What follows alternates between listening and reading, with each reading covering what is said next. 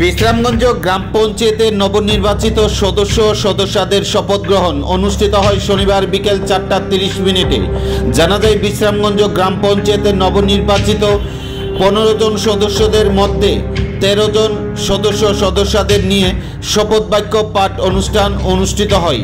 এদিনে ITI কলেজের principal Rahul Ghosh নবনির্বাচিত সদস্য সদস্যদের শপথ বাক্য পাঠ করান। তাছাড়াও এদিনে উপস্থিত ছিলেন চরিলাম ব্লকের বিডিও দীপিকা সাহা সহ অন্যান্যরা।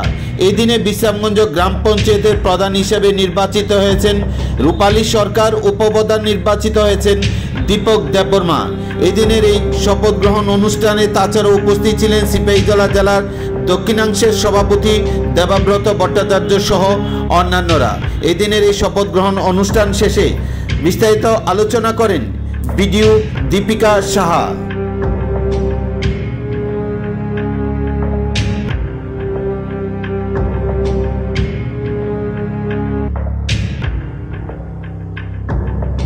কর্মসূচি আজকে বিশ্রামগঞ্জ গ্রাম পঞ্চায়েতে টোটাল 15 জন মেম্বার ছিল, তার মধ্যে 13 জনের ভোটিং এবং প্রধান উপপ্রধানের নির্বাচন হয়েছে।